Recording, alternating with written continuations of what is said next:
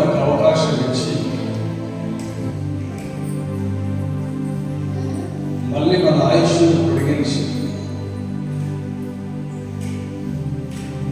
ఈ నూతన సంవత్సరంలో దేవుడు మనల్ని అడుగు పెట్టడానికి సహాయం చేశాడు.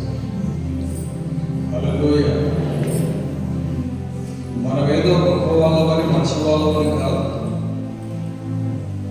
ఆ మారని దేవుడు మన పట్ల తనకున్న ప్రణాళికను సఫలం చేయడానికి ఆయన ఇష్టం. హల్లెలూయా. అయితే మనము ఆయనకు విధేయులుగా దేవుడు అన్నాడు కదా, ఈ నా మాటలు విని వాడు చొప్పున చేయ ప్రతివాడు బండ మీద ఇల్లు కట్టుకున్న బుద్ధిమంతుని పోలి ఉంటున్నాను.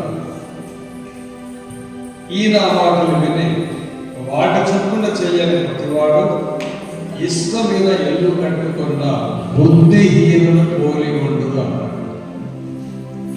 ఈ రెండు రకాల మనుషులు దేవుడు మనకు చూపిస్తున్నాడు. ఈ రెండు రకాల మనుషుల్లో ఎవరు మనమే ప్రశ్న వేసుకోవాలి. బుద్ధిమంతుడైతే దేవుడి మాటలు వింటాడు, ఆయన కట్టడలు ఆయన ఆజ్ఞలు కైకుంటాడు,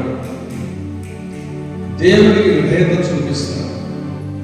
అప్పుడు ఆ కుటుంబం అంతా కూడా బండ మీద కట్టిన ఇల్లులా ఉంటుంది.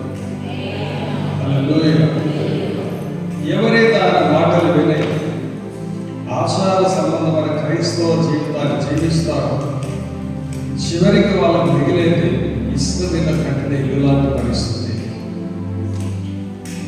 ఒకరోజు దేవుడు తీర్పులోని పిలిస్తే అక్కడ నిలబడి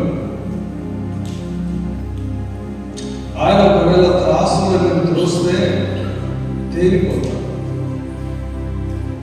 రాజైన బెల్షస్సరు గర్వపడ్డాడు, అహంకారంతో ప్రవర్తించాడు. సో ఆయన విషయంలో దేవుడు ఏం చెప్పాడు? దానియేలు గ్రంథం ఒక మాట చూద్దాం. పరిశుద్ధాత్మ దేవుడు మనకు బోధిస్తున్నాడు. మనందరికీ తెలిసినటువంటి వచనం ఈ దానియేలు గ్రంథంలో మనమందరం కూడా చూద్దాం. హెజ్కేలు తర్వాత దానియేలు గ్రంథం ఉంటుందండి. మీరందరూ తీసుకోండి 5వ అధ్యాయం. ఈ 5వ అధ్యాయంలో దేవుడు చక్కటి మాట రాయించాడు.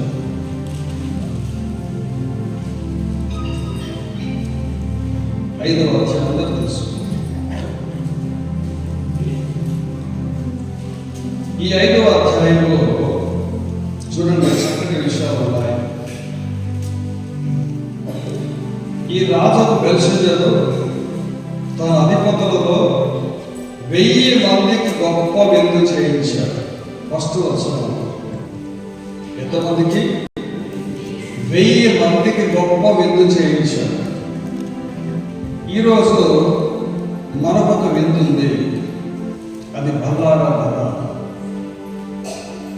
సో మధ్యాకాశం ఇంకొక విందు ఉంది, అది దేవుని బిడ్డలకు. ఈ యొక్క బెల్షస్సరు తన అధిపతులలో 1000 మందికి గొప్ప విందు చేయించాడు. రాజు విందు చేస్తే ఎలా ఉంటుందండి? స్తోత్రం చెప్పాడు. హల్లెలూయా. రాజు విందు చేస్తే ఎలా ఉంటుంది? ఒక రాజ్యానికి, ఒక దేశానికి ఒక రాజు విందు చేస్తే ఆ విందు ఎలా ఉంటుందో గ్రహించాలి.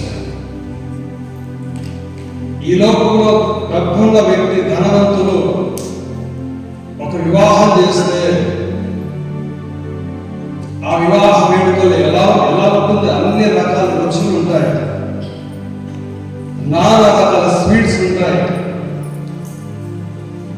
నానా రకమైనటువంటి వంటలు ఉంటాయి. ఏదైనా భోజనం అక్కడ కనిపిస్తుంది. ఏం తినాలో మనకు అర్థం కాదు. అన్ని మన కళ్ళ ముందు ప్లేట్లు అన్ని కనపడితే దేశంలో అన్ని పెట్టి కనిపిస్తాయి.